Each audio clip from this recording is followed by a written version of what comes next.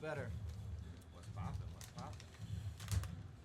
So when it comes to cultivation, when it comes to your phenos, when you go on a hunt, what do you look for most? Finish it, then we'll talk about it. Most We'll talk about it after. Sorry, So, guys. so this is what I do. You know, it's funny. Hey, we've done this before. Yeah. 100%, and we'll do it again. Cannabis Cups podcast. Yeah. So when Real you're looking for recognized, phenos, what are you usually looking for in your Weird on new your shit. hunt? Weird Something shit. that is nothing like the mom or the dad, Mm-hmm. and something that is entirely brand new, mouth-coatingly thick, smells and tastes exactly I like, and then hits really hard. Has to make you cough a lot. I don't like things that don't make you cough. Because I got Hopefully something that was like blind taste testable, something that you could really recognize it was it and identify it as it. I feel like you should clarify when you say something that makes you cough. He's talking lung expansion. He's not talking the harshness. He's like, it's Yeah, After I'm you've talking already blown about it harsh out. in the Yeah, lungs. After Yeah. you've already blown it out, you have to take a full, really good hit, blow it out, and then it sticks with you for a long time. Like And you feel hold it on, sticking and to if your you face. don't know who that person was speaking, that's a lot of credibility speaking right now. So, now Sorry. for real, man, that's John, man. What's up, y'all? My name's John. I used to write for High Times when High Times existed. Yeah. But you bigger than High Time. I appreciate we that. gonna pop this shit. Now, We're gonna do this some the shit. popping shit episode in Terp Basel, man. Fuck all that. We're gonna be doing some shit next year that it's still a little bit too early for me to talk about, but I'll be able to talk my shit come February for We sure. got you. 100%. And I didn't want no disrespect to High Time to say you bigger. No. than me. I appreciate you. Listen, We grinding out here. High so, Times is yeah. a 50-year-old brand. Honestly, like I came to carry the torch of something that the reason I came was because I grew up with those. When I was in college, there weren't fucking Playboy centerfolds on my walls. It was the fucking High Times centerfolds. Exactly. That's me too. That's For real. So that basically means we weren't no perverts. Yeah, that's exactly. In today's world, it actually works out. That's something we could brag Exactly. about. You know what I Well, mean? Back then, they didn't think I was so cool. I wasn't a pervert on my wall. I was a pervert in here. There you go. There you go. Yeah, back in the day, you had. We had the Shane. internet. We also had the internet back Yeah. then. It's not like we were fucking Yeah. we needed those And you know Shane, but what made you start wanting to really do cannabis journalism? I feel like I just interrupted your shit. No, I don't it's know. your shit. No, this It is was exactly him how I talking wanted it to to the go. Okay, white all right. dude. Yeah. Honestly, Hey, he came to Atlanta and got interviewed already. Tell me this out. okay, all right. I just didn't want. I didn't realize when you texted me. I didn't realize you guys were in the middle of shit. Nah, we so. just impromptu. I have been a writer my whole life, but cannabis journalism was not something that I thought was possible, right? Like, I grew up on the East Coast, so, like, obviously we're on the East Coast right now, but in New York, like, I sold weed because I needed to afford weed, because I was a poor kid, and otherwise I couldn't smoke weed. I've been there. Talking about. So- We just said something about that. All us come from poor goddamn roots, man. For So, real. weed was always, it was a gateway for me, right? I was working in concerts, I was working in the art world, and like being the guy who always had the fire stash opened a lot of doors for me. I booked talent to play festivals for an eighth of the right weed. You know what I mean? So like people who like, I mean at the time not as much anymore, but like had name value. You know what I mean? So about a decade ago, I moved out to California. And then all of a sudden my eyes are open to like, yo, this game is not just like they have like stores that sell some weed. This is like, it's an industry, you know? Absolutely. And so somebody that I knew had acquired, was like working on acquiring the IP of High Times. And when the opportunity came in, I was kind of in his ear, like, you guys should be doing this, should be doing this. Why is there no podcasting? Why is there no video? And basically I got to shut up and come do it. But once they opened the door, they didn't actually have the budgets to do any of those things. So that's why writing became like my main focus. It was like, I've always been a writer. I've always been a strategist writing scripts and stuff. But like I wasn't.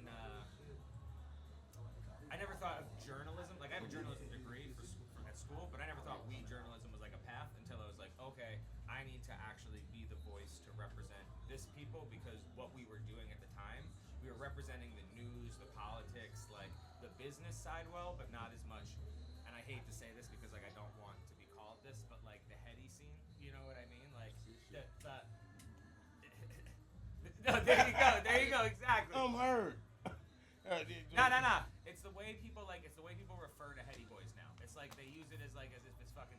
There you go, Heady champion. Fuck yeah. Well, listen, because so my parents are deadheads. Right? Not so much my dad, my mom and her brothers. Like I grew up on Deadlock, so like I remember the moment when I was like, oh shit, that's someone smoking weed. Like that's what my uncle's garage smells like. You know what I mean? Like that's holy shit. Everyone's doing this kind of thing. You know what I mean? But I've just always been interested in brand and marketing, right? So when the stories came up to kind of help these people position themselves, I think the reason why my work started kind of getting some attention is because a lot of the ways I was positioning people were things that I would say, I don't want to say, oh, I'm so creative or anything like that, but just like ways they hadn't yet positioned themselves. And so like, when you look at a brand like Alien Labs, which like everyone knows Alien Labs is like this cool weed brand, right? Yeah. But when you, and like I grew up loving X-Files and Aliens and all that shit. So like the Alien Labs, I saw them, cool brand, right? But then once you understand that Alien Labs is actually like a bat signal for outsiders, because like the reason he named it Alien Labs is because he felt like an alien in the culture at the time. He was this hill kid when everyone's like, fucking Young Thug and all the rappers are what's hot in the cannabis scene, and he didn't feel like that, right? Mm-hmm. So for like, once you understand that the brand was trying to like attract the other outsiders, it gives you so much more depth into things. You know what I mean? So being someone who had the opportunity to shine the light like that was a huge honor. You know what I mean? Like I do not take lightly how fortunate I was and what a privilege it was to share some of these stories with the world, especially with some of these guys who hadn't told them before. Oh, yeah, it's awesome. Mm-hmm. So I'm gonna go ahead and. I'm sorry, that was really long-winded. No, that's great. It's a podcast. This is exactly how I manifest. Yeah. I know. I'm a stone. I'm sorry. Let me say it right. This is my Jewish guilt. I'm fucking neurotic. Let me say it right, nigga. It's a podcast. Fair. We're not. I don't gotta worry about fucking getting demonetized on YouTube. No. We don't give a fuck about that. We're doing those. We on Twitch too. Oh, fire! Hell yeah! Hell yeah! We going. Look, did it? Ooh. Okay. Hey, beautiful. Listen. That was on me. Beautiful. I'm gonna edit a cartoon if I say it on there. That shit's gonna be fire. Hey, so when you joined High Times, no, fuck that. How did you feel when High Times became an ad page on Instagram? Listen, here's the thing. The thing that like I feel like most people don't realize, look, the media has always been supported by advertising, right? So always.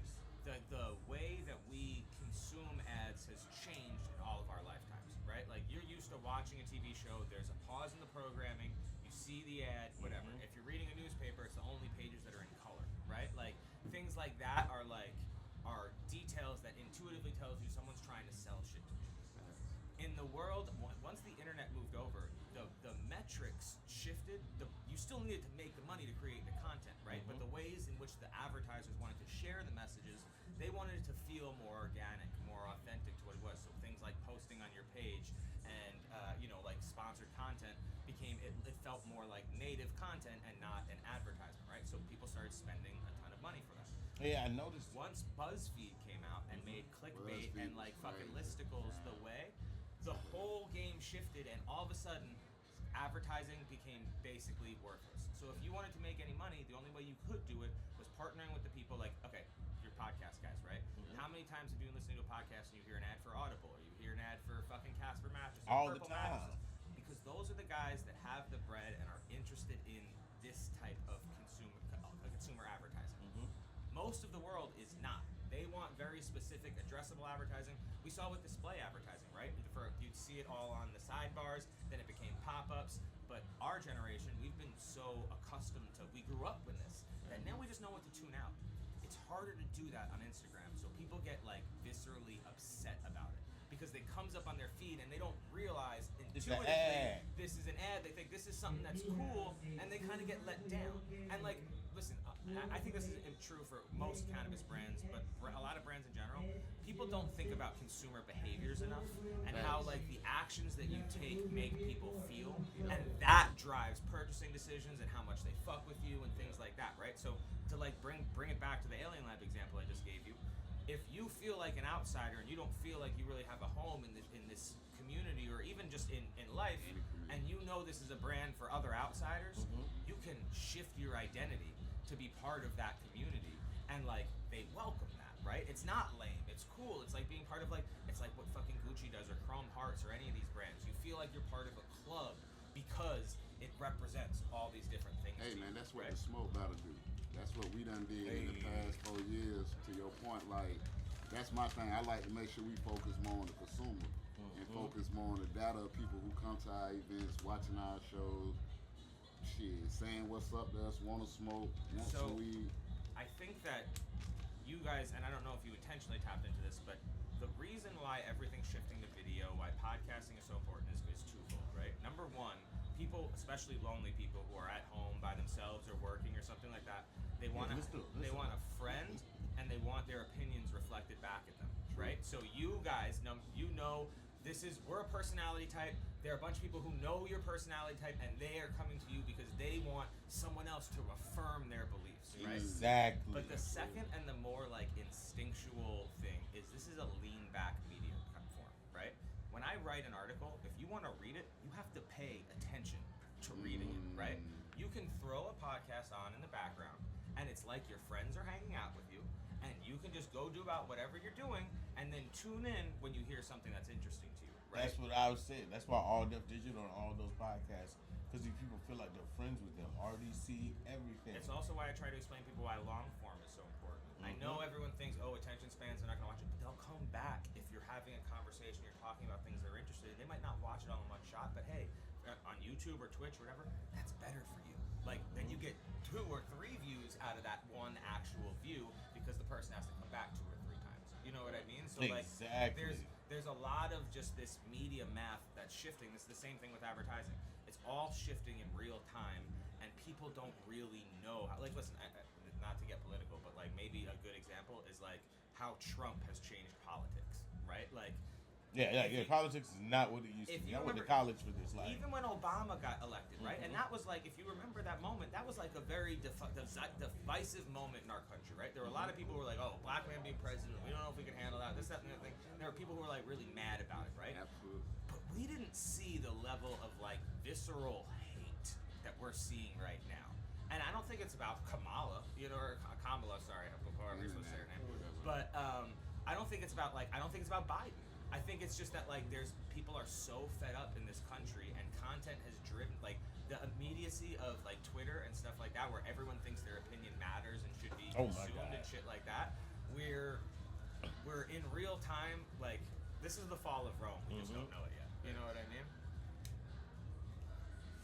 Hey man, we ain't I've going been Sorry, saying- super I've deep. been I was saying gonna say you it. finna go too deep. That's why I was finna say we I was ain't about gonna to too go deep. nuts. No, I I was already about see to what go I already see where y'all All going. right. We gonna keep What it you on the smoking weed. on Yeah, right yeah, now? Yeah, I got one of the Terp hog's legs. yeah. That's a hash hole? Shout out Yeah, to you. 3 grams premium flour, 1 gram rosin. I think it's some on the end. Can I see? Hit that shit, bro. Come on. Sorry, I wasn't sure if it was personal. I don't know. Oh, no, I've been trying to grab somebody's Here's how you can make us balls. steal the interview. Joint for a minute. That pineapple anthrax and tell us all what you think. Pass it around. Let's fucking get it. Because this is what I'm I not wanted. stealing the interview. Get in No. here. This is precisely what I wanted. I wanted to have you and maybe Adam Ill come on here and smoke my shit You want me to and call talk Adam? about it live. Yeah, go get Adam. I've been DMing him. We're going I want to to, roll up that New England apple next. awesome. We're going to And get, this is exactly how I wanted things to go in my manifestations of hanging out with my great friends and having a boys' weekend. oh yeah, And this is getting awesome. a suntan every day and checking out beautiful art while previewing my art, which is my cannabis, and secondarily my music. Oh yeah, this Terp House. And Smoke. we got a lot of things to come.